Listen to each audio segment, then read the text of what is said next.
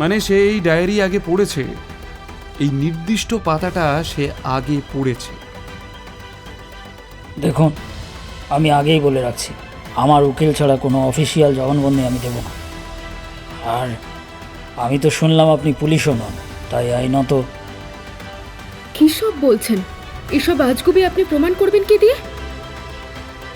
রাতে বাবা আমাকে ডেকেছিলেন, উইলের কথা বলছিলেন।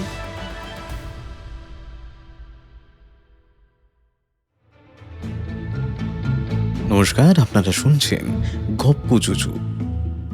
রণজিৎ সিংহ রায়ের বন্ধ লাইব্রেরি ঘরে রহস্যজনক মৃত্যু, ঠোঁটে আর নখে অদ্ভুত নীলচে আভা। এর আগেও দুবার বিষক্রিয়ার হাত থেকে বেঁচে ফিরেছিলেন তিনি। ঘরের কাছের মানুষই কি তবে সবচেয়ে বড় শত্রু? রহস্যের জট ছাড়াতে তীক্ষ্ণ বুদ্ধি নিয়ে এবার ময়দানে নামছে গোয়েন্দা সম্রাট। শুনুন শ্রীয়ের কলমে এক হাড় হিম করা গল্প, নীলকণ্ঠের বিষ।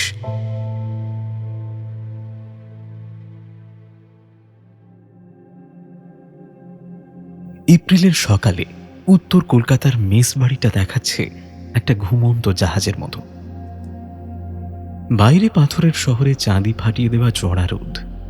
তিনতলার শেষ ঘরে সম্রাট সামন্ত ওরফে সমু চাদরের তলায় পা গুটিয়ে শুয়ে আছে, হাতে একটা বই, The Mask of Sanity. Robert হেয়ারের এই বইটা এই নিয়ে সে তৃতীয়বার পড়ছে। ঘরের এক কোণে টেবিলের তলায় গুঁজে রাখা একটা মাটির ভাঁড়ে অর্ধেক চা ঠান্ডা হয়ে পড়ে আছে। খোলা জানলা দিয়ে পাতার ভাঁজে এপ্রিলের রোদ উঁকি মারছে, কিন্তু সমুর সেদিকে কোনো ভ্রুক্ষেপ নেই। বইয়ের একটা লাইনে সে আটকে গেছে। The psychopath is not confused about right and wrong. He simply does not care. সম্রাট লাইনটার নিচে পেন্সিল দিয়ে দাগ দিল, তারপর বইটা বুকের ওপর ফেলে সোজা সিলিংয়ের দিকে তাকালো। নিশীথের এই ঘরের প্লাস্টারে একটা পুরনো ফাটল আছে। এখন অন্তত ঘণ্টাখানিক সমু সেটা আঙুল দিয়ে অনুসরণ করবে, এপাশ থেকে ওপাশ। এই অভ্যাসটা ওর পুরনো। মাথায় যখন কিছু একটা নিয়ে ভাবে, হাত নিজেই কিছু একটা খোঁজে।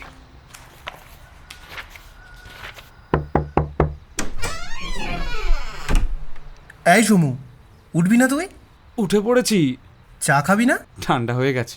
দরজা খুলে নিশীথ ঢুকল, হাতে দুটো নতুন ভাঁড়। তারপর পুরনো ভাঁড়টা তুলে শুঁকে নাক কোঁচকাল। এটা কখন বানিয়েছিস বলদা? ভোরবেলায়? ভুলে গেছি, রাতেও হতে পারে। টেবিলের তলায় সরিয়ে দিয়েছিলাম বলে দেখতে পাসনি। নিশীথ সমুর কাছে বসল, নতুন ভাঁড়টা এগিয়ে দিল। সমু উঠে বসে একটা চুমুক দিল। চায় আদার গন্ধ। বর্মন স্যারের ফোন এসেছিল।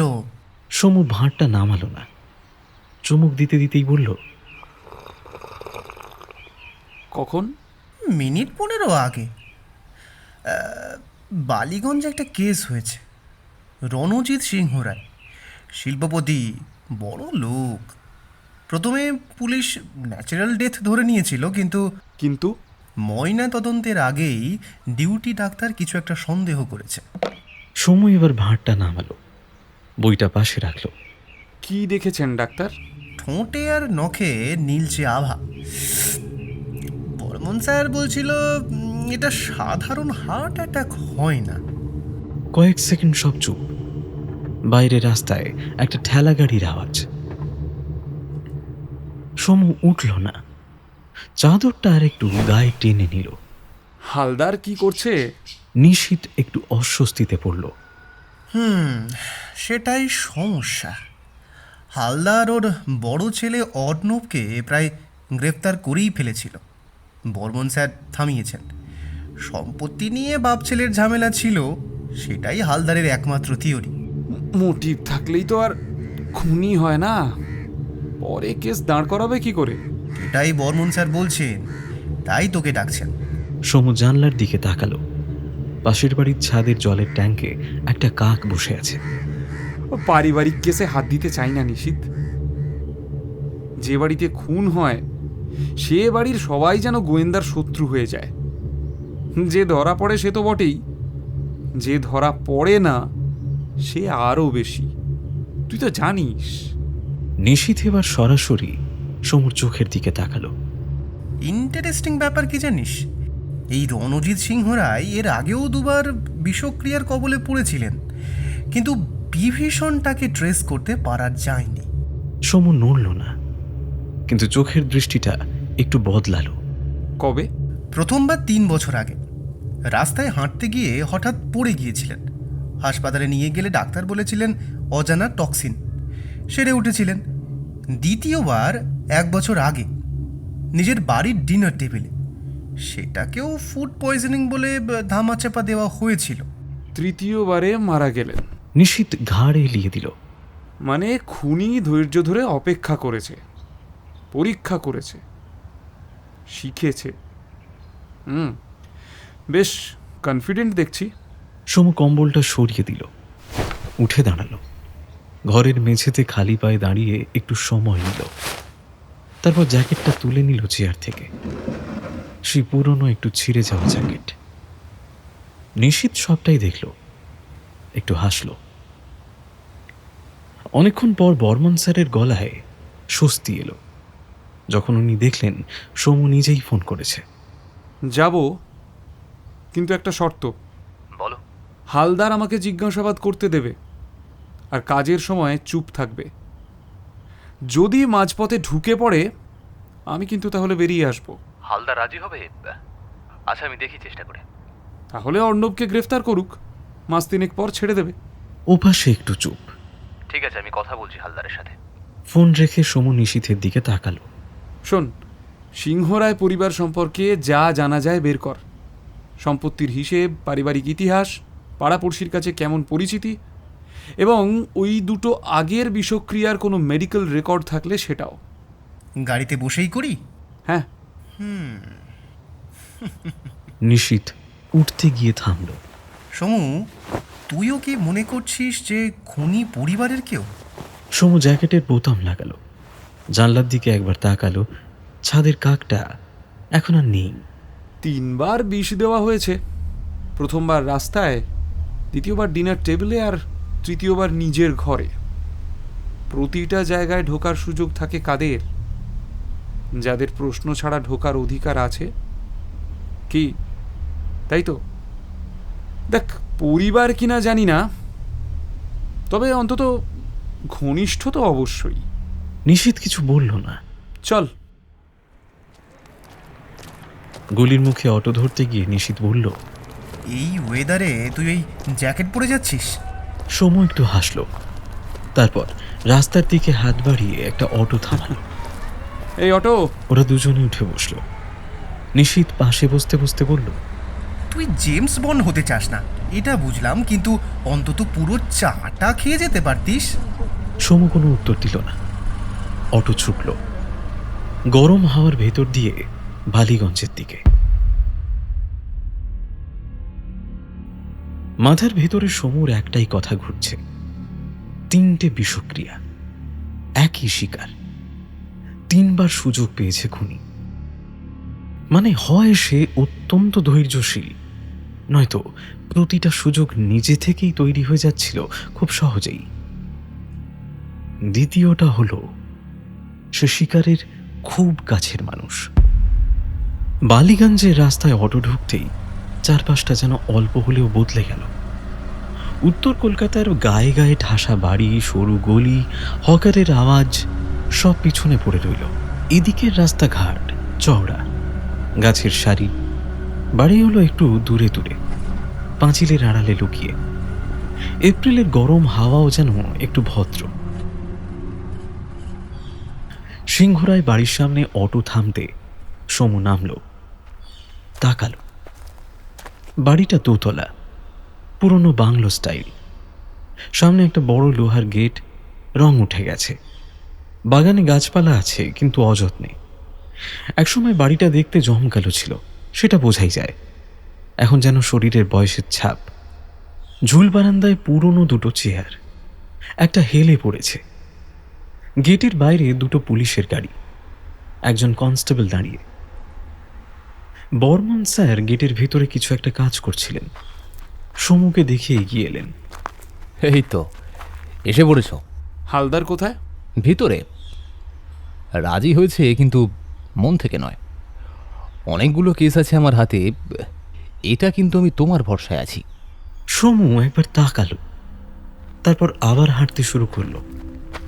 যে কথাটা ওর বাবা এত বছর ধরে বলতে পারল না, মাত্র অল্প কিছু মাসের পরিচয়ে এই মানুষটা কত সহজেই সেটা বলে দিল।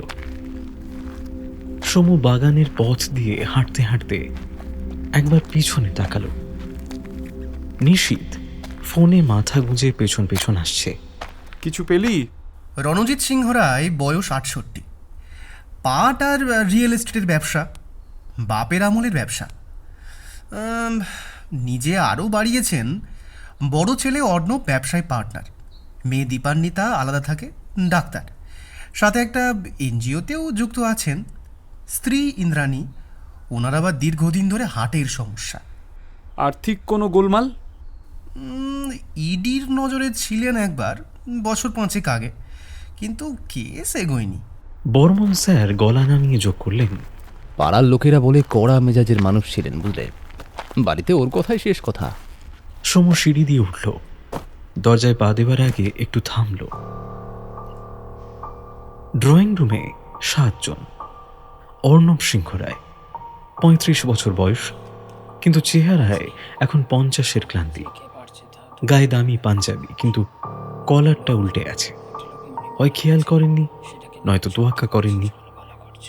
ফোয়ারার মতো কথা বলছে, এক নাগাড়ি বকবক করে চলেছে। তার বক্তব্য, বাবার সাথে সম্পর্ক ভালোই ছিল, ব্যবসায় মতভেদ ছিল, কিন্তু সেটা স্বাভাবিক। পুলিশ কেন তাকে সন্দেহ করছে? আইনি পদক্ষেপ নেওয়া হবে। যুক্তির পর যুক্তি, অভিযোগ আর শেষই হচ্ছে না। প্রচন্ড রকমের নার্ভাস, বারবার রুমালে মুখ মুছছে। অর্ণবের স্ত্রী পূজা সিংহ রায় অর্ণবের পাশে বসে আছে, একদম চুপ। শোকের পোশাক পরেছে। এই মুহূর্তে হাতে একটা জলের গ্লাস, কিন্তু খাচ্ছে না, ধরে আছে শুধু। চোখ দুটো স্থির, কিন্তু সেই স্থিরতাটা ঠিক শোকের নয়। ঘরের প্রতিটা মানুষকে দৃষ্টি দিয়ে মেপে নিচ্ছে যেন। সমু যখন ঘরে ঢুকলো, পূজার চোখ 1 সেকেন্ডের জন্য সমুকেও মাপছিল, তারপর আবার অন্যদিকে সরে গেল। সাধারণত বুদ্ধিমান মানুষ কৌতূহল লুকিয়ে রাখে। দীপান্বিতা সোফার একপাশে একা বসে, বাবার মতোই উচ্চতা, চোখে মুখে বাবার মতোই জেদ, কিন্তু চোখ লাল, কেঁদেছে। কিন্তু দীপান্বিতার চোয়াল শক্ত, ঠোঁটের কোণে হালকা একটা চাপা টান। দেখে মনোভাব ঠিক বোঝা যাচ্ছে না। ইন্দ্রাণী দেবী, স্বামীর তুলনায় বেশ কম বয়স, ঘরের সবচেয়ে বড় সোফায় কুঁকড়ে বসে আছেন। শরীর কাঁপছে, হাতে একটা রুদ্রাক্ষের মালা, আঙুলগুলো অবিরাম মালা টানছে। চোখে বিহ্বলতা, আকস্মিক একটা ধাক্কার প্রভাব তো পড়বেই। তাও যে মহিলা সোজা হয়ে আছেন, সবার মাঝে এসে বসেছেন, এটাই আশ্চর্যের। ঘরের মানুষ ছাড়াও আরো 2-1 জন আছে। তাদের মধ্যে প্রথমেই যার নাম নিতে হয় সে তারাপদ। ঘরের দরজার কাছে দাঁড়িয়ে, 60 বছর বয়স, কিন্তু মেরুদণ্ড এখনো সোজা। 40 বছরের পরিচারক। এই বাড়িটা নিজের বাড়ির মতোই। মাথা নিচু, চোখ মেঝেতে, কিন্তু সমু লক্ষ্য করল তারাপদর হাত দুটো পেছনে গোটানো। উনি কি কোনো কিছু নিয়ে দ্বিধায় ভুগছেন? আর একজন ডাক্তার শুভ্রাংশু বসু জানলার কাছে চেয়ারে বসে আছেন। 55 বছর বয়সের ডাক্তার বিগত 3 দশকের বেশি এই বাড়ির সকলের চিকিৎসার দায়িত্ব দেখভাল করে আসছেন। মেডিসিনে এমডি করেছেন। ক্রিটিক্যাল কেয়ার ওনার স্পেশালিটি। ধূসর চুল, পরিপাটি পোশাক, কিন্তু বারবার শার্টের হাতা টানছেন। বাঁ হাত দিয়ে ডান হাতের কবজি ধরছেন, ছাড়ছেন, আবার ধরছেন, যেন ভীষণ অস্বস্তিতে আছে। প্রাথমিক কথাবার্তার মধ্যেই সময় সব দেখল। বড়জোর 13 মিনিট। তারপর বর্মন স্যারের দিকে ঘুরল। আগে লাইব্রেরিটা দেখব। বাড়ির স্ট্রাকচার না বুঝে এখনই যে রায় নামতে চায় না ও। লাইব্রেরির দরজায় সিল করা। বর্মন স্যারের নির্দেশে একজন কনস্টেবল এগিয়ে গিয়ে সেটা খুলে দিল। ঘরটা বড়, 3টে দেওয়াল জুড়ে বইয়ের তাক, পুরনো বই, অনেকগুলো বাংলায়, কিছু ইংরেজিতে। একটা বড় সেগুন কাঠের ডেস্ক, তার পেছনে চামড়ার রিভলভিং চেয়ার, সামনে একটা পুরনো চামড়ার সোফা, গাঢ় বাদামি। আর্ম রেস্ট ক্ষয়ে গেছে ব্যবহারে। রণজিৎ সিংহ রায় এই সোফায় মারা গেছেন। সরানো হয়েছে দেহ, কিন্তু দাগ দেওয়া আছে মেঝেতে অল্প বিস্তর। বর্মন স্যার ফোনে কয়েকটা ছবি তুলেছেন, সেগুলি দেখল দুজন। সোমু খেয়াল করল সোফার ডান দিকের কুশানে একটা সামান্য দাগ। মানুষটা শেষে হেলে পড়েছিলেন। জানলাগুলো বন্ধ, ভারী পর্দা টানা। দরজাটাও ভেতর থেকে বন্ধ ছিল, সেই পুরনো ছিটকিনি এখনো আছে। লোহার ভারী বোল্ট, টেনে দিতে হয়। সমু ডেস্কের কাছে গেল। টেবিলের উপর একটা হুইস্কির গ্লাস, অর্ধেকটা খালি, পাশে বোতল, তার ঢাকনাটা খোলা। সে গ্লাসের কাছে ঝুঁকল, গন্ধ নিল। হুইস্কির গন্ধ আছে, সেই চেনা ধোঁয়াটে গন্ধ। অন্য কিছু আছে কিনা সেটা ঘ্রাণ নিয়ে বোঝার উপায় নেই। এটা ল্যাবে যাবে। সোফার পাশে একটা ছোট সাইড টেবিল, তার উপরে একটা ছাইদানি, একটা রিমোট কন্ট্রোল, একটা ভাঁজ করা রুমাল। তারপর চোখ গেল ডেস্কের ওপরে। একটা বই মনে হয় খোলা অবস্থায় পড়ে আছে। মোটা বই, চামড়ার মলাট, গাঢ় নীল। সমু এগিয়ে গেল। বই না, ডায়েরি। মাঝখানে কিছু পাতা নেই, একটা অনিয়মিত ছেঁড়া দাগ। ছেঁড়াটা হাতে, কাঁচি দিয়ে নয়, তাড়াহুড়ো করে টেনে ছেঁড়া হয়েছে। সমু ঝুঁকে পড়ল। ছেঁড়ার আগের অংশে রণজিতের হাতে শেষ লেখা। যা ভাবছিলাম তাই। আজ আজ একেবারে নিশ্চিত হলাম। এতদিন নিজেকেই বোঝাচ্ছিলাম যে আমি ভুল দেখছি, কিন্তু এরপর ছেঁড়া, তার পরের অংশে আবার লেখা আছে, কাউকে বলা ঠিক হবে না এখনই। আগে নিজেকে একেবারে নিশ্চিত হওয়া দরকার। সমু সোজা হয়ে দাঁড়ালো। নিশীথ কাছে এলো। কি ছিল ওখানে? সমু ছেঁড়া প্রান্তটা একবার দেখল। কাগজের রং সামান্য ভিন্ন, মানে পাতাটা সম্প্রতি ছেঁড়া হয়েছে, বেশি দিন আগে নয়। আর ছেঁড়ার ধরনটা দেখে বোঝা যাচ্ছে কেউ ঘরে এসে এই মুহূর্তটুকু নষ্ট করতে পারেনি। তাড়াহুড়ো করে টেনে নিয়েছে। পুরো পাতা নয়, শুধু মাঝের অংশ। যে ছিঁড়েছে সে জানতো মাঝের অংশে কি ছিল। মানে সে এই ডায়েরি আগে পড়েছে, এই নির্দিষ্ট পাতাটা সে আগে পড়েছে, তাই জানতো কোন অংশটা বিপজ্জনক। নিশীথ ডায়েরিটার দিকে তাকালো। রণজিৎ বাবু নিজে ছিঁড়েছেন? না, ঘরে ঢুকে মরার আগে মানুষ ডায়েরি ছেড়ে না। দরজা বন্ধ ছিল ভেতর থেকে, ঘরে কেউ কখন ঢুকলো আর কিভাবে? সমু উত্তর দিল না। ডায়েরির ছেঁড়া পাতার দিকে তাকিয়ে রইল কয়েক সেকেন্ড। বাইরে ড্রয়িং রুম থেকে অর্ণবের গলা ভেসে আসছে, এখনো গজগজ করছে। কেউ তো একজন জানতো যে এই পাতায় কি ছিল। একা একা জিজ্ঞাসাবাদ, এটা কোনো নিয়ম নাকি? আর ও তো সরকারের লোকও নয়। স্বভাব মতোই হালদার আপত্তি করল। হালদার, বড় কোনো কেস হলে আমি না হয় কাগজে কলমে ওকে কেসটা ইনভলভ করতাম, কিন্তু সেক্ষেত্রেও যথেষ্ট সাম্মানিকও পেত। আমি চাইলে সে ব্যবস্থাও করতে পারি, তাই না? আপাতত কেসটা ইম্পর্টেন্ট। আমাকে বেরিয়ে যেতে হবে, বুঝলে? অন্য কাজ আছে, তুমি থাকো, ঘরের বাইরে সবার সাথে বসো। কিন্তু স্যার, জেরার সময় আমি না থাকলে সরকারের রিপোর্ট কি দেব? কালকে সবাইকে থানায় ডেকে আর এক রাউন্ড জেরা করে নিও। তারিখটা আজকের বসালেই হবে। আর হ্যাঁ, নিশীথকে ওই সময় ডেকে নেবে। যত ক্রস চেক করতে পারবে ততই কথাবার্তার অসঙ্গতি ধরা পড়বে। ক্লিয়ার? জেরার জায়গা হিসেবে সমু বেছে নিল ডাইনিং রুমের সাথে লাগোয়া একটা ছোট বসার ঘর। জানলা আছে, আলো আছে, বদ্ধ নয়, কিন্তু বাইরের আওয়াজ থেকে আলাদা। মানুষ বদ্ধ ঘরে কথা বলতে বলতে অস্বস্তি বোধ করে, খোলা জায়গায় একটু রিলিফ পায়। মনোবিজ্ঞানের পুরনো কৌশল। নিশীথকে বলল, নিশীথ, তুই বাইরে থাক, এদের ভাবভঙ্গির ওপর নজর রাখ। জেরার আগে পরে এদের মুখের অবস্থা, কে কি করে বা বলে, সবটা খেয়াল করবি। কিছু দরকার হলে ডাকবো। প্রথম অর্ণব। অর্ণব ঘরে ঢুকেই চেয়ার টেনে বসল। ভঙ্গিটা দেখে মনে হলো লোকটা নিজেই এই জিজ্ঞাসাবাদের নিয়ন্ত্রণ নিতে চাইছে। দেখুন, আমি আগেই বলে রাখছি, আমার উকিল ছাড়া কোনো অফিসিয়াল জবানবন্দি আমি দেব না। আর আমি তো শুনলাম আপনি পুলিশও নন, তাই আইনত। আপনার বাবার সাথে শেষ দেখা কখন হয়েছিল? অর্ণব থামল। প্রশ্নটা সহজ, তাই থামার কারণ নেই, কিন্তু থামল।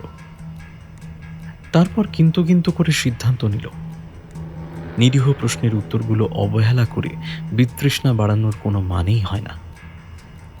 তাতে সন্দেহ জোরালো হতে পারে। ওই ডিনারের আগে, ওই বিকেল 5টা 5:30 হবে, ওনার স্টাডিতে। কি নিয়ে কথা হয়েছিল? ব্যবসা, একটা নতুন প্রজেক্ট নিয়ে মতভেদ ছিল, সেটা মিটিয়ে নিলাম। মিটিয়ে নিলেন মানে আপনি মেনে নিলেন নাকি উনি? আমরা বলতে পারেন আমরা একটা মাঝামাঝি সিদ্ধান্তে এলাম। আচ্ছা, ডিনারে আপনারা একসাথে বসেছিলেন? হ্যাঁ, পরিবারের সবাই। ডিনারেও কি কথা হয়েছিল বাবার সাথে? মানে সাধারণ কথাবার্তা। খাওয়ার টেবিলে বাবা খুব বেশি কথা বলতে পছন্দ করতেন না। দেখুন, বাবার সাথে আমার সম্পর্ক জটিল ছিল, কিন্তু সেটা মানে এই নয় যে আমি। ধন্যবাদ, আপাতত আর কিছু জানার নেই। দ্বিতীয় পূজা। পূজা ঘরে ঢুকে চেয়ার টেনে বসল শান্ত হয়ে। বলছি, আপনার শ্বশুর মশাইকে শেষ কখন দেখেছেন? ডিনারে, প্রায় রাত 8টায়। তারপর উপরে চলে গেছি, রাত 10টার মধ্যে শুয়ে পড়েছি। রাতে আর নামেননি নিচে? পূজার চোখ সরাসরি সমুর দিকে। না। আচ্ছা, তারাপদ আর মিসেস গোমেজ এরা এই বাড়িতে কতদিন ধরে কাজ করছেন? প্রশ্নটা হঠাৎ, অন্য প্রসঙ্গ। পূজা 1 সেকেন্ডের জন্য থমকালো।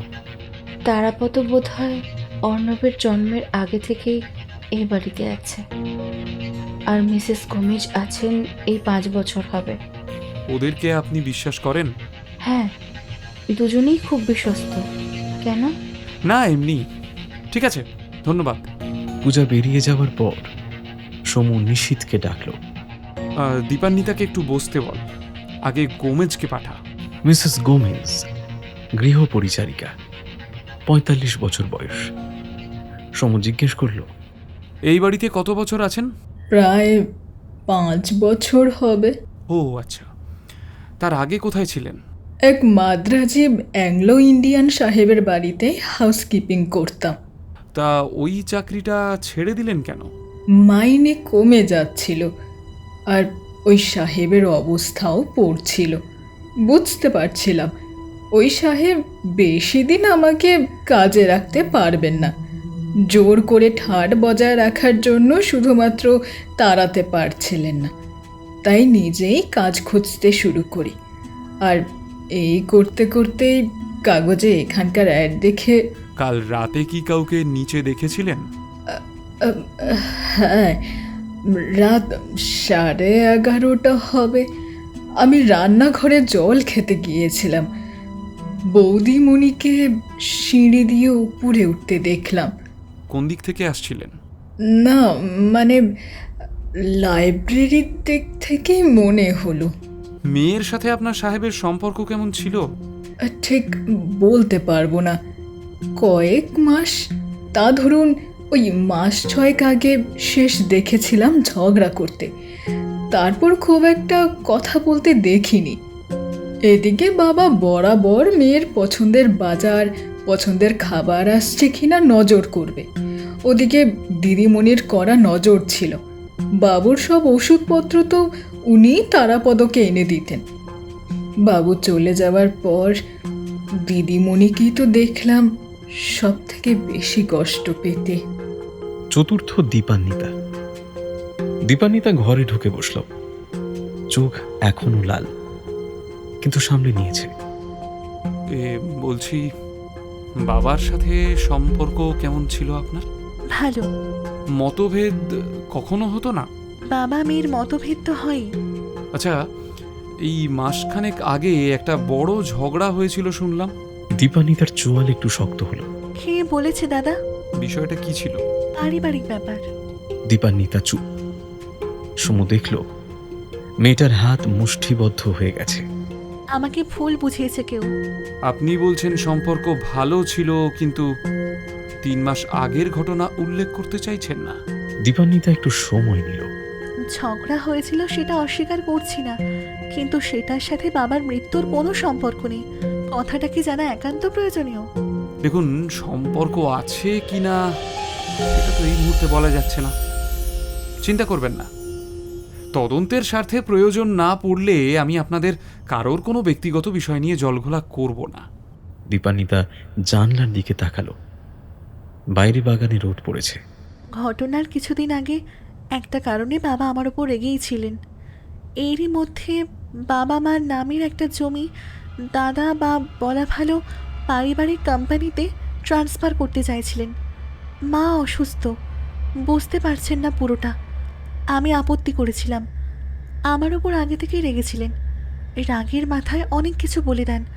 আমিও নিজেকে সামলাতে পারিনি। কিন্তু তার মানে এই নয় যে আমি বাবা মানেননি আপনার কথা? বাবা বরাবরই জেদি, কিন্তু সিদ্ধান্ত নিয়ে খুব সেন্সিটিভ। আর ইদানিং তো বাবা কখনো কারোর কথা সহজে মানতেনই না। দীপান্বিতার গলায় কষ্ট আছে, কিন্তু রাগও আছে।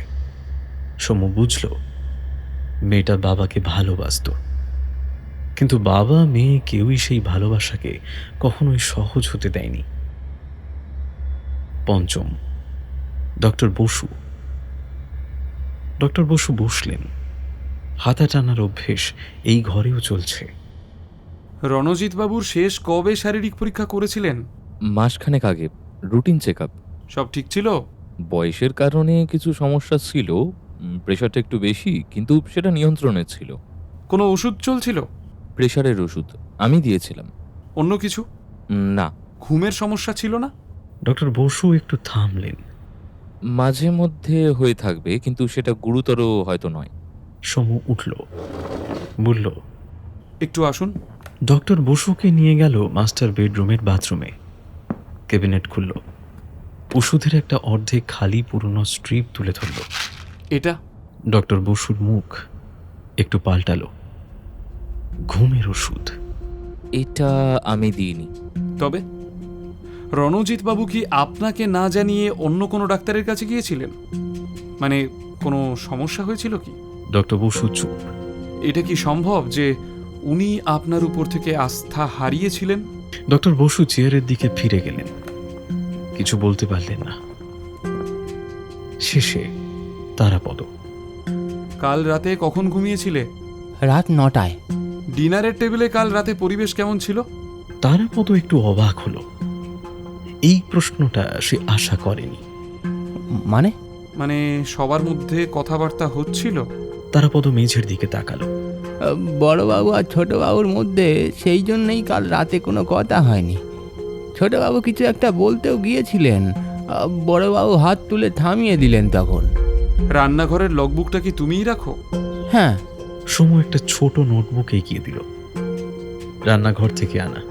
রাত 10:30টায় যে সই, এটা কার? তারাপদ নোটবুকটা দেখল। নিজের সই, নিজেই লিখেছে। রাত 10:30টায় বাজার মেপে রাখার হিসেব। মুখটা নামিয়ে নিল। ঘুমোতে পারিনি। কেন? বড়বাবুকে নিয়ে চিন্তা হচ্ছিল। ওর মনটা ভালো ছিল না কিছুদিন ধরে। লাইব্রেরির আলো জ্বলছিল তখন? হ্যাঁ। দরজায় ধাক্কা দিয়েছিলে বা ওদিকে গিয়েছিলে একবারও? না, বড়বাবু বিরক্ত হতে অযথা ডাকাডাকি করলে। ঘরে কোনো আওয়াজ পেয়েছিলে? না। জেরা শেষে সমু বাগানের দিকে এলো। বাইরে এপ্রিলের রোদ, কিন্তু গাছের ছায়ায় একটু ঠান্ডা। নিশীথ এসে পাশে দাঁড়ালো। কেমন লাগলো? সমু একটা পুরনো বেঞ্চে বসলো। সবাই কিছু না কিছু গোপন করছে বা মিথ্যে বলছে। সমু বাগানের গাছটার দিকে তাকালো। একটা পাখি ডাল থেকে উড়ে গেল। কেউ নিজেকে বাঁচাতে মিথ্যে বলে, আবার কেউ বলে অন্যকে বাঁচাতে। এই দুটো মিথ্যে সম্পূর্ণ আলাদা জিনিস, একটা ভয় থেকে আর একটা মমতা থেকে। সেটা আলাদা করতে পারলেই উত্তর আসবে। তবে যে মানুষ অনেক দিন ধরে কিছু একটা লুকিয়ে আসছে, সে মিথ্যে বলে অটোমেটিক্যালি, অভ্যাসবশত, চিন্তাও করে না। নিশীথ চুপ করে রইল। সমু বাড়ির দিকে হাঁটতে শুরু করলো। পায়ের নিচে বাগানের শুকনো পাতা মড়মড় করছে। চল, রিপোর্ট আসতে অনেকটাই সময় লাগবে, ততক্ষণ আর একটু ঘোরাঘুরি করে আসি। আজকে তোর সাথে মেসেই ফিরবো।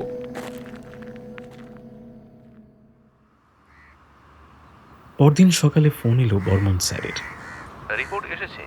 হালদারকে বলা আছে সফট কপি দিতে পারবে না, তবে হার্ড কপি একটা আছে, দরকার লাগলে থানা থেকে তুলে নিও। সমু মেসের ছাদে। এপ্রিলের সকালের রোদ এখনো সহনীয়, কিন্তু ঘন্টা দুয়েক পরেই মাথায় আগুন ঢালবে। হাতে চায়ের ভাঁড়, কার্নিশে একটা পুরনো খবরের কাগজ। হুইস্কির গ্লাসে কিছু নেই, পরিষ্কার। বিষয়টা কি? এখনই ঠিক। ফরেন্সিকের লোক বলছে কোনো আধুনিক ল্যাবে তৈরি নয়, পুরনো কোনো ভেষজ পদ্ধতিতে বানানো, বেশ ইমপারফেক্ট এবং ইমপিওর। তবে সাধারণত ডোজের পরিমাণটাও আলাদা ধরনের, অনেকটাই বেশি মাত্রায় বিষ লেগেছে ওনাকে মারতে। আর একটা কথা, এই বিষ শুধু খেলেই কাজ হয় তাই নয়, ত্বকেও সরাসরি লাগলেও সেটা কাজ করে। সমু ভাঁড়টা নামিয়ে রাখলো। মানে খাবারে দেওয়ার দরকার ছিল না। ফোন রেখে সমু নিশীথকে ডাকলো। নিশীথ ছাদেই ছিল, একটু দূরে বসে ল্যাপটপে কাজ করছিল। চল আবার সিংহরায় বাড়ি।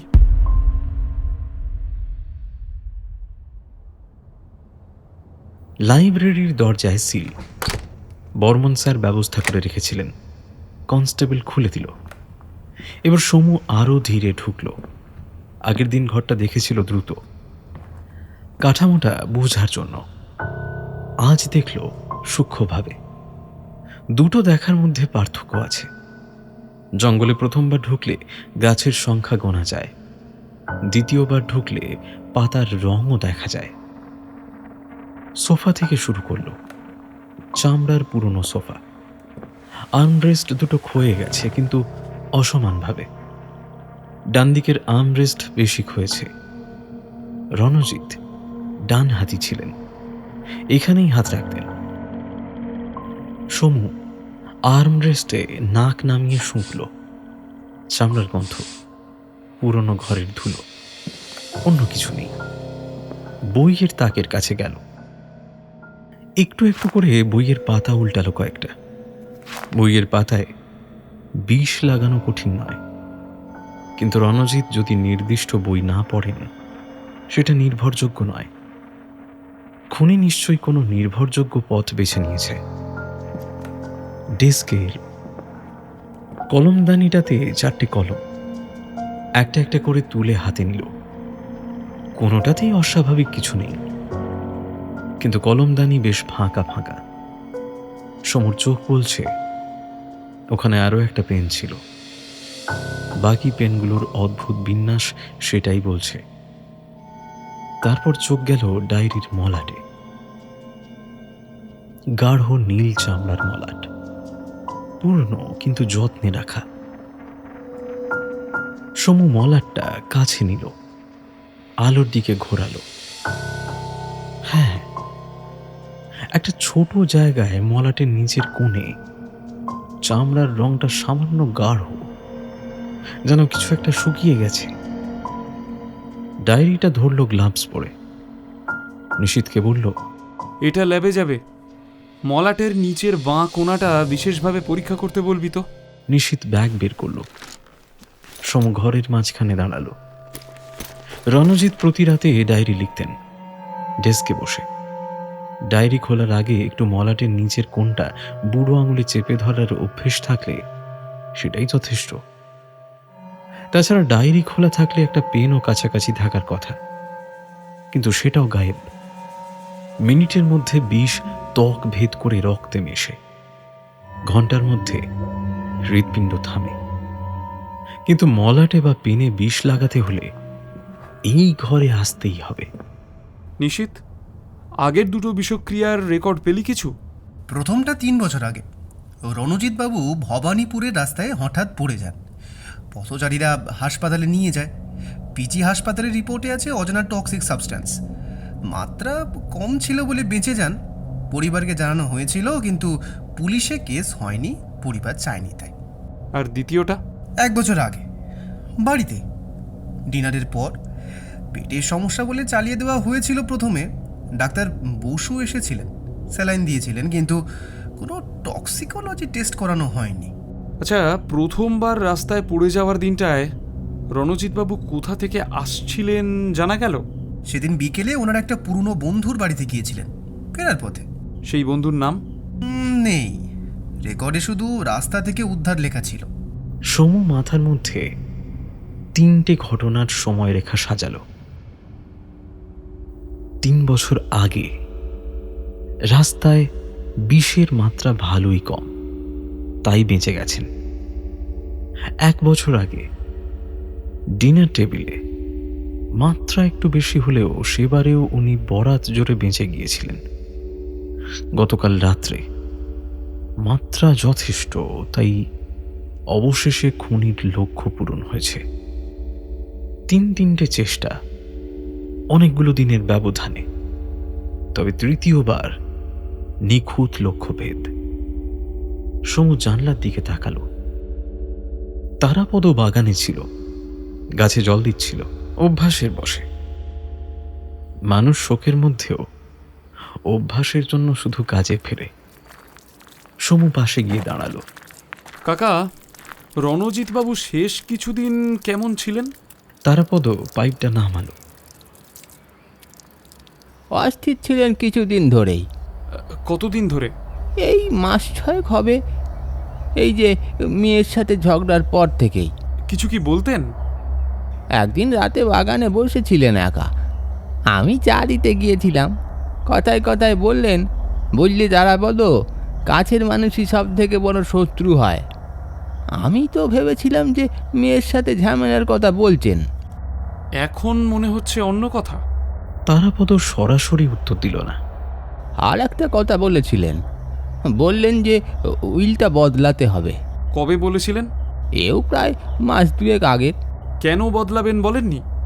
না, সেসব আমাকে কেন বলবেন, শুধু বলেছিলেন অনেক কিছু ভুল হয়ে গেছে। সমু তারাপদর মুখের দিকে তাকালো। বৃদ্ধ মানুষটার চোখে একটা যন্ত্রণা আছে, যে যন্ত্রণা এখনো বুঝতে পারছে না সে আসলেই কিছু জানতো কিনা, বা জানলে কিছু করতে পারতো কিনা। নিশীথ ফোনে কথা বলছিল। সমু ফিরে আসতে বলল, রণজিৎ বাবুর উকিলের সাথে কথা হলো। কি বলল? উইল পরিবর্তনের প্রসেস হয়েছিল, সেটা সত্যি। প্রায় 1.5 মাস আগে পুরনো উইলে অর্ণবী ছিল মূল উত্তরাধিকারী, ব্যবসা আর সম্পত্তির সিংহভাগ। তবে দীপান্বিতাও কম কিছু পায়নি, বাড়িটা স্ত্রীর নামে দিয়েছিলেন। তবে মেয়ে যেহেতু ডাক্তার, তাই ব্যবসা সেভাবে ওকে দেননি। মোটামুটি জমি, ফ্ল্যাট আর ফিক্সড ডিপোজিট রেখেছিলেন। কিন্তু নতুন উইলে ব্যবসার অর্ধেক বৌমাকে আর বাড়িটা মেয়েকে দিয়ে গেছেন। আর কিছু জমি একটা সামাজিক ট্রাস্টে যাওয়ার কথা ছিল। ছেলেকে বঞ্চিত করেননি, তবে ভাগ তো কমে গেছিল বলাই বাহুল্য। এদিকে বৌমা আর স্ত্রীর নামে একটা করে ফ্ল্যাট দিয়েছিলেন, আর সামান্য কিছু ফিক্সড ডিপোজিটের অবস্থা করেইছিলেন। ট্রাস্ট বললি? ওটা কি দীপান্বিতার পরিচালিত? আচ্ছা, ওই এনজিওর সাথে কোনো কানেকশন আছে? হ্যাঁ, কিন্তু নতুন উইলটা সবেমাত্র 4 দিন আগেই সই হয়েছে। অর্ণব কি এটা জানতো? কিন্তু এটা তো স্পষ্ট মোটিভ। অর্ণব জানলে... উইল মোটিভ হতে পারে, অর্ণবের মোটিভ আছে, কিন্তু সে কি ডায়েরির মলাটে বিষ লাগাতে পারত? সেই জ্ঞান, সেই সুযোগ, সেই ধৈর্য, এই 3টেকে একসাথে মেলাতে হবে। তাছাড়া একটা কথা ভেবে দেখ, সই হয়ে গেলেও কিন্তু ব্যাপারটা এখনো জানাজানি হয়নি সেভাবে। আর যদি অর্ণব জেনেও থাকে তবে কাজটা উইল চেঞ্জ হবার আগেই করাতে পারত। তবে তবে যদি না কেউ দীপান্বিতাকে ফাঁসানোর চেষ্টা করে তো। ও কিন্তু ডাক্তার, কিন্তু উইল চেঞ্জ হয়ে যাবার পর হয়তো তৃতীয়বার যাতে বাবা উইল চেঞ্জ করতে না পারে সেই কারণেই। কিন্তু কিন্তু কিন্তু সুযোগ কি করে? সমু বিড়বিড় করতে করতে চিন্তা করছিল। 3টে বিষক্রিয়ার মধ্যে প্রথমটা রাস্তায় হয়েছিল, মানে তখন খুনি রণজিতের সাথে বাইরে ছিল। পরিবারের কেউ সেদিন সাথে ছিল কিনা জানা নেই, কিন্তু দ্বিতীয়টা ডিনার টেবিলে, মানে সেদিন খাবারে বা বাসনে কিছু একটা মেশানো হয়েছিল শুধু রণজিতের জন্য। সমু বাগানের দিকে তাকালো। তারাপদ এখনো গাছে জল দিচ্ছে। মাথার মধ্যে একটা সরল রেখা তৈরি হচ্ছে। 3টে ঘটনা, 3টে পরিবেশ, কিন্তু একটা অপরিবর্তিত জিনিস, রণজিতের কাছে থাকার সুযোগ। কি সবসময় কাছে ছিল তার? এটাই হলো প্রশ্ন। মেসে ফেরার পথে অটোতে বসে নিশীথ জিজ্ঞেস করলো, তুই কি কিছু বুঝেছিস? সমু জানলার দিকে তাকিয়ে, একটা অনুমান, কোনো প্রমাণ নেই, কিন্তু কি জানিস, শরদিন্দুবাবু একটা খাঁটি কথা বলে গেছেন। প্রত্যক্ষ প্রমাণ বরং অবিশ্বাস করা যেতে পারে, কিন্তু যুক্তিসঙ্গত অনুমান একেবারে অমোঘ, তার ভুল হবার জো নেই। নিশীথ চোখে একগাদা প্রশ্ন নিয়ে তাকিয়ে রইল। পরে বলবো, আগে রিপোর্টটা আসুক। নিশীথ আর চাপাচাপি করল না। জানে সমু যখন এভাবে চুপ থাকে তখন ওর মাথার ভেতরে একটা ছক তৈরি হয়। অটো এগিয়ে চলল। বালিগঞ্জের চওড়া রাস্তা ছেড়ে আবার উত্তর কলকাতার সরু গলিতে ঢুকছে। 3টে বিষক্রিয়া, প্রথমবার মাত্রা কম, পরীক্ষা।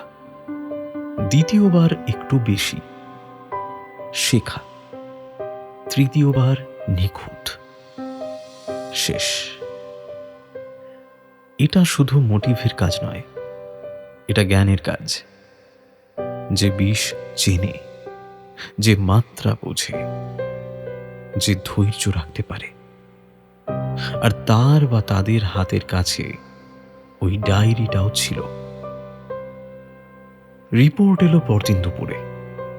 নিশীথ ফোনে পেল সমু তখন মেসের নিচতলায় রুয়াকে বসে আছে। হাতে কিছু নেই, কোলের ওপর একটা কোনো বই।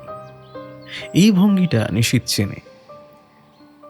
মাথার ভেতরে যখন সবচেয়ে বেশি কাজ চলছে তখন বাইরেটা সবচেয়ে শান্ত। রিপোর্ট এসেছে। সমু মাথা তুলল। ডায়েরির মলাটে অ্যাকোনিটিনের ট্রেস পাওয়া গেছে। পরিমাণে বেশি নয়, কিন্তু আছে। মলাটের নিচের বাঁ কোণে লিকুইড ফর্মে লাগানো হয়েছিল, তাই অনেকটা শুকিয়ে গেছে। তাছাড়া ওদের সন্দেহ পরে কাপড় জাতীয় কিছু জলে ভিজিয়ে ঘষে ঘষে জায়গাটা মোছা হয়েছে, কিন্তু অন্য ধরনের তন্তুও পাওয়া গেছে ওখানে। তবে শুধুমাত্র যথেষ্ট সময় পাইনি বলেই পুরোটা ক্লিয়ার করে দিতে পারেনি। পেনের কোনো খোঁজ? না, তন্ন তন্ন করে খুঁজেও পাওয়া যায়নি। হালদার বলছে হয়তো আগেই কোথাও ফেলে দেওয়া হয়েছে।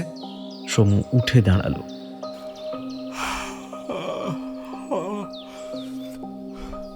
চল। সিংহরায় বাড়িতে এবার পরিবেশ আরো থমথমে। হালদার গতকালই দীপান্বিতা, অর্ণব আর পূজাকে থানায় নিয়ে গিয়ে একবার জিজ্ঞাসাবাদ করে এসেছে। দুজনেই উকিল ডেকেছে। বাড়িতে একটা অদৃশ্য দেওয়াল তৈরি হয়েছে। একদিকে অর্ণব, পূজা, অন্যদিকে দীপান্বিতা। মাঝখানে ইন্দ্রাণী দেবী, যিনি কারোর দিকেই ঠিক মতো তাকাতে পারছেন না। সমু সরাসরি লাইব্রেরিতে গেল না, বসার ঘরে বসলো একা। চোখ বন্ধ করলো কিছুক্ষণ। ডায়েরিতে বিষ, মলাটের নিচের কোণে, পেনে সম্ভবত আরো বিষ, বেশি মাত্রায়। এখন প্রশ্নটা সহজ, কে এই ঘরে ঢুকতে পারত? লাইব্রেরি রণজিতের একার জায়গা ছিল, পরিবারের সবাই এটা জানত। তারাপদ বলেছিল বড়বাবু বিরক্ত হতেন অযথা ডাকাডাকি করলে, মানে এই ঘরে অনুমতি ছাড়া কেউ ঢুকত না। কিন্তু প্রতিদিন কেউ না কেউ ঢুকত, চা দিতে, ওষুধ দিতে, কোনো কাগজ দিতে। কে ঢুকত? কার অধিকার ছিল? কাকে রণজিৎ নিজে ডাকতেন? সমর মাথার মধ্যে প্রতিটা মুখ একে একে ভেসে এলো। অর্ণব অবশ্যই দরকার পড়লে ব্যবসার কাগজ নিয়ে আসতো, কিন্তু বাবা ছেলের সম্পর্ক শেষ কয়েক মাসে খুবই শীতল।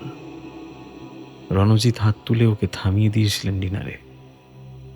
এতটা সুযোগ কি ও পাবে? তবে পূজা রাত 11:30টায় লাইব্রেরির দিক থেকে ফিরেছিল, কিন্তু কেন গিয়েছিল সে ওখানে?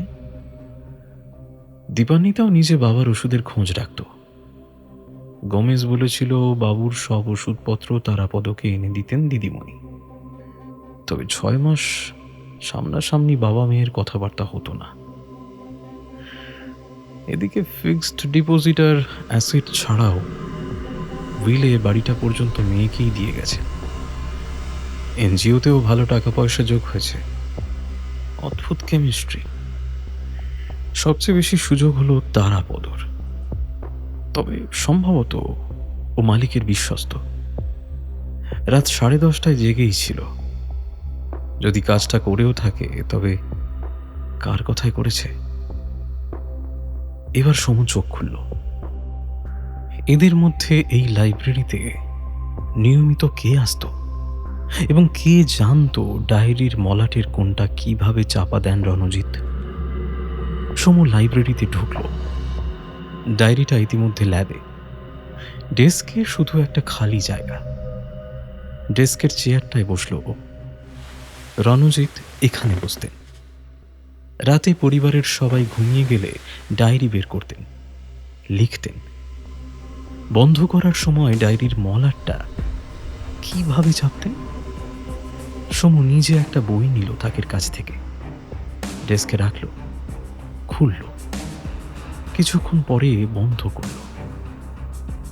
স্বাভাবিকভাবে বন্ধ করলে মলাটের মাঝখানে চাপ পড়ে, কিন্তু যদি বই একটু বড় হয়, ভারী হয়, তবে এক হাতে বন্ধ করতে গেলে নিচের কোণটায় বুড়ো আঙুল যায়। ডায়েরিটা মোটা ছিল, পুরনো আর ভারী। মলাটের নিচের বাঁ কোণে বিষ। এটা জানতে হলে রণজিৎকে প্রতিদিন দেখতে হবে কাছ থেকে, বছরের পর বছর। দীপান্বিতা বাগানে ছিল, একটা গাছের পাশে দাঁড়িয়ে ফোনে কথা বলছিল। সমু কাছে যেতে সে ফোন রেখে দিল। দুটো প্রশ্ন ছিল। দীপান্বিতা সম্মতির দৃষ্টিতে চেয়ে রইল। আপনার বাবার ওষুধ কি আপনি আনতেন? হ্যাঁ, তারাপদকে দিয়ে। বাবা নিজে ওষুধের দোকানে যেতেন না, যদিও বাবা জানতেন না। ঘুমের ওষুধও? বাবার ঘুমের সমস্যা ছিল। আমি ডাক্তার, আমি নিজে একটা ওষুধ দিয়েছিলাম। কতদিন আগে থেকে ওষুধটা দিচ্ছিলেন আপনি? বছর 6 আগের কথা। মাঝে মাঝে মাই আমাকে বলেছিল বাবার অনিদ্রার পুরনো সমস্যা। তবে 6 মাস আগে। 6 মাস আগে? আসলে বাবাকে ঘুমের ওষুধটা না জানিয়ে দেওয়া হতো, কারণ উনি বিশেষ ওষুধ নিতে পছন্দ করতেন না, ইঞ্জেকশানেও ভয় পেতেন। মা তাই মিসেস গোমেজকে ওষুধটা দুধের গ্লাসে মিশিয়ে দিতে বলেছিলেন রাতে। কিন্তু 6 মাস আগে বাবা কি করে যেন জেনে যায়। আমাকে ডেকে ভীষণ রাগারাগি করেছিল। এরপর বলল ওষুধ লাগবে না, বলেছিল ঠিক আছে এখন। সমু মাথায় রাখল। রণজিৎ 6 মাস আগে ঘুমের ওষুধ বন্ধ করেছেন নিজে থেকেই।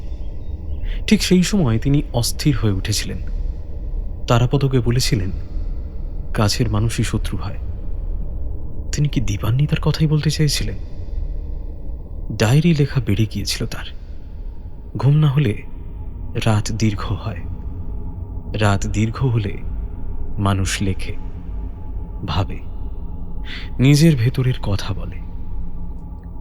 রণজিৎ বুঝেছিলেন কিছু একটা, এবং সেটা ডায়েরিতে লিখেও ছিলেন। যে সেটা জানত সে ওই পাতা ছিঁড়েছে। ডক্টর বসু ড্রয়িং রুমে বসেছিলেন, শোকবিধ্বস্ত ইন্দ্রাণী দেবীর পাশে। সম্ভবত নিচু স্বরে সান্ত্বনা দিচ্ছিলেন। সমু ঘরে ঢুকল। ডক্টর বসু উঠতে গেলেন। বসুন বসুন। ইন্দ্রাণী দেবী উদ্বিগ্ন চোখে তাকালেন। আচ্ছা ইন্দ্রাণী দেবী, আপনি কি জানতেন রণজিৎ বাবু শেষ 6 মাসে ঘুমের ওষুধ নেওয়া বন্ধ করে দিয়েছিলেন? আমি হ্যাঁ জানতাম। কে বলেছিল আপনাকে? রণজিৎ নিজেই। আচ্ছা ডক্টর বসু, ওনার ঘুমের অভ্যেস সম্পর্কে আপনি কতটা জানতেন? অনিদ্রা ছিল ওনার? ঘরে এক মুহূর্তের নিস্তব্ধতা। ডক্টর বসুর মুখটা যেন একটু ফ্যাকাশে হয়ে গেল। 1 সেকেন্ড, 2 সেকেন্ড। 30 বছরের ডাক্তার, অনেক কিছুই জানতাম, মানে পরীক্ষা করে যতটা বলা সম্ভব। তবে সব কথাও বলতো না। অসুখ বিসুখ লুকানোর অভ্যেস ছিল। ওষুধ পছন্দ করতো না একেবারে। সমু আর অপেক্ষা করল না, বেরিয়ে এলো। বাইরে নিশীত অপেক্ষা করছিল। কি হলো ভেতরে? সমু একটু থামল। বাগানের একটা পুরনো আম গাছের দিকে তাকালো। গাছটায় কচি পাতা বেরিয়েছে, সাথে মুকুল। 30 বছরের পারিবারিক ডাক্তার। ইন্দ্রাণী দেবী অসুস্থ, তার চিকিৎসা করছেন। রণজিৎবাবু চিকিৎসা করছেন। দুজনকেই কাছ থেকে দেখেছেন বছরের পর বছর। নিশীত অদ্ভুতভাবে তাকিয়ে আছে। এবং সেই পাতা যে ছিঁড়েছে, সে জানতো কোন পাতাটা বিপজ্জনক। মানে সে ডায়েরি পড়েছে আগে? হ্যাঁ। এই বাড়িতে কে কে লাইব্রেরিতে একা ঢুকতে পারত? মানে রণজিৎ বাবু ঘরে না থাকলেও আর কি। সমু আর কিছু বলল না। বাগানের ওপারে তারাপদ একটা পাতা কুড়োচ্ছে। মাথা এবং হাত নিচু। 40 বছরের পরিচারক এই বাড়ির প্রতিটা কোণ চেনে, প্রতিটা মানুষকে চেনে, এবং হয়তো অনেক কিছু দেখেছে কিন্তু বলেনি বা বলতে পারিনি। নিশীত, একটা কাজ কর। ডক্টর বসুর গত 3 বছরের গতিবিধি একটু খোঁজ, বিশেষ করে কোনো ভেষজ চিকিৎসার সাথে যোগাযোগ আছে কিনা। পাহাড়ি অঞ্চলের কোনো বৈদ্য বা হার্বাল সাপ্লায়ার। অ্যাকোনিটিন ওখান থেকে আসতে পারে? এই বিষ সমতলে পাওয়া যায় না। সমু আর একটু ভাবল। কাল সকালে হালদারকে একটা নির্দিষ্ট অনুরোধ করতে হবে।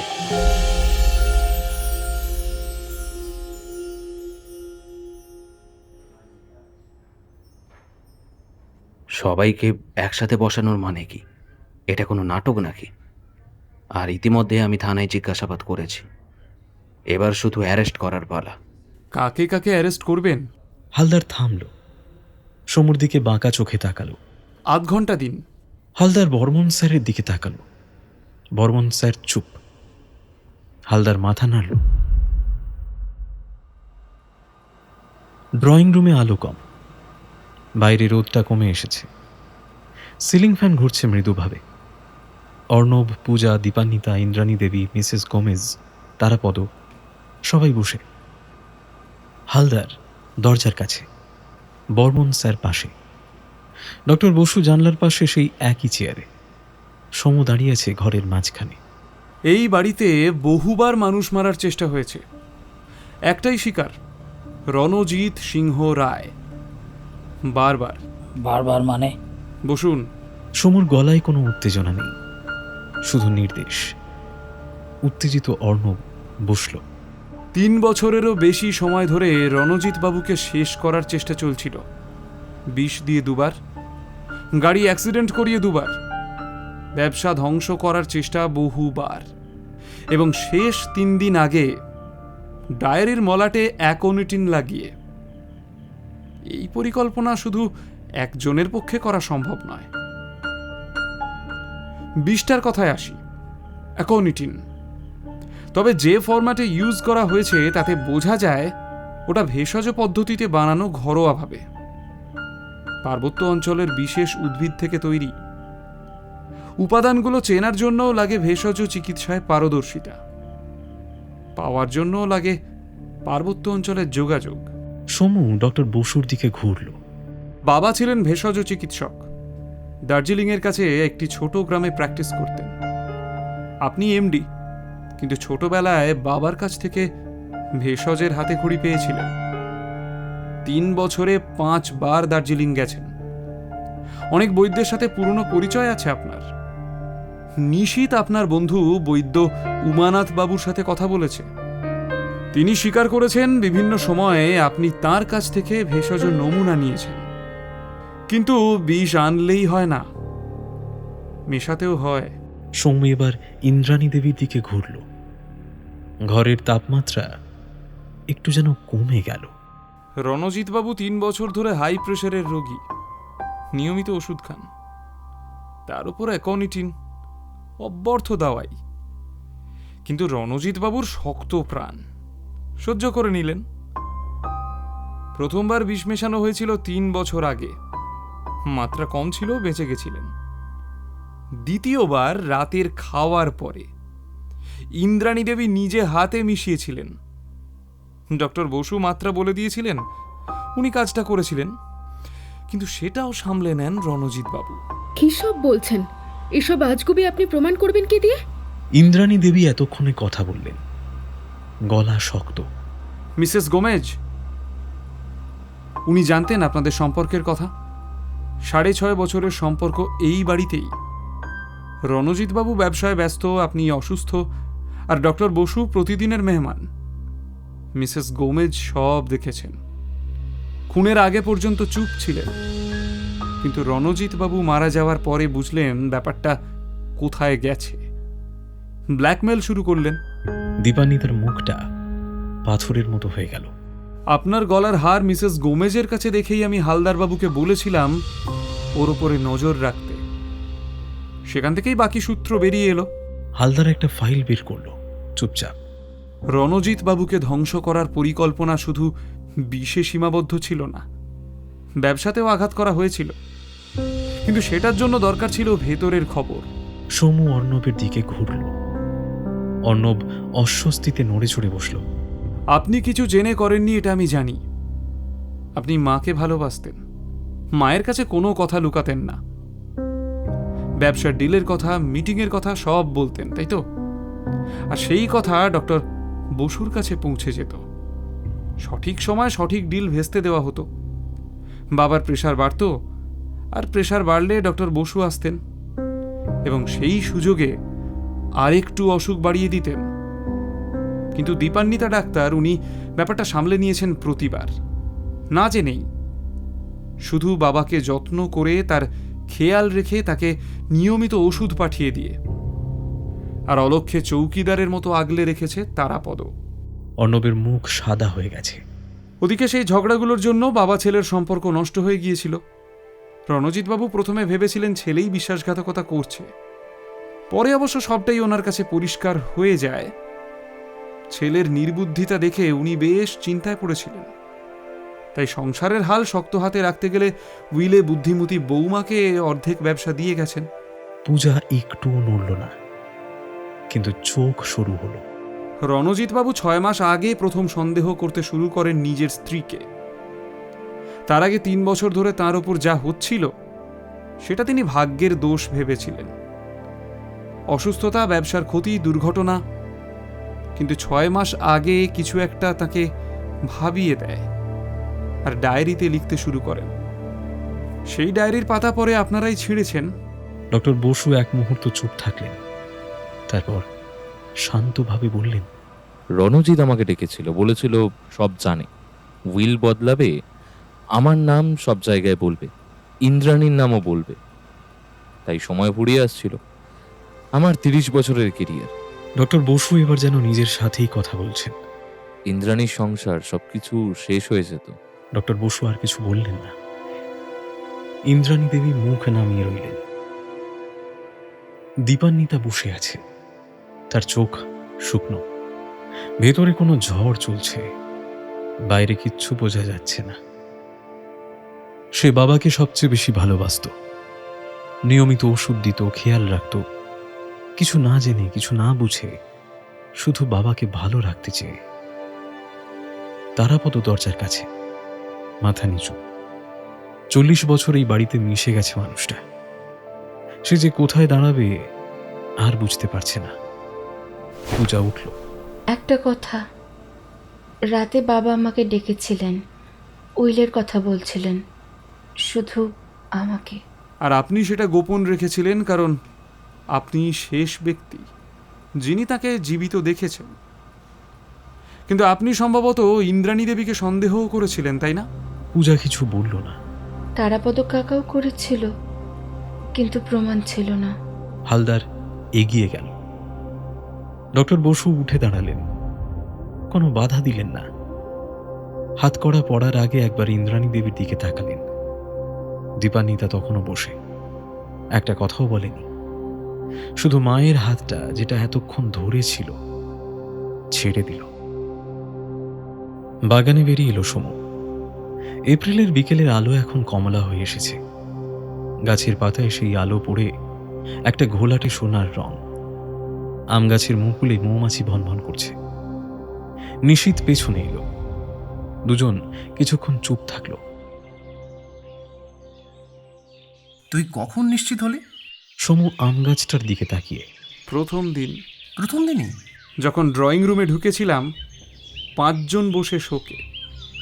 অর্ণব কথা বলছিল বেশি ভয় থেকে। পূজা চুপ। দীপান্বিতার চোখ লাল, কষ্ট আর রাগ একসাথে। ইন্দ্রাণী দেবী কাঁপছিলেন, এত মানসিক ধাক্কা সামলাতে পারছিলেন না। শুধু অস্বস্তি। পুরনো বন্ধু মারা গেলে মানুষ কাঁদে, অবাক হয়, শূন্য হয়ে যায়। অস্বস্তি হয় না। অস্বস্তি হয় তখনই যখন ভেতরে অপরাধবোধ আছে এবং সেটা চাপা দেওয়ার চেষ্টা চলছে। নিশীথ একটা দীর্ঘশ্বাস ফেলল। আর মিসেস গোমেজের গলায় হার দেখে বাকি সংশয়টুকুও গেল। পেছনে বাড়ির ভেতর থেকে দীপান্বিতার কান্নার আওয়াজ আসছে। মেয়েটা এতক্ষণ পাথর ছিল, এখন আর পারছে না। সমু পেছনে তাকালো না। গেট পেরিয়ে রাস্তায় বেরোলো। নিশীথ পাশে।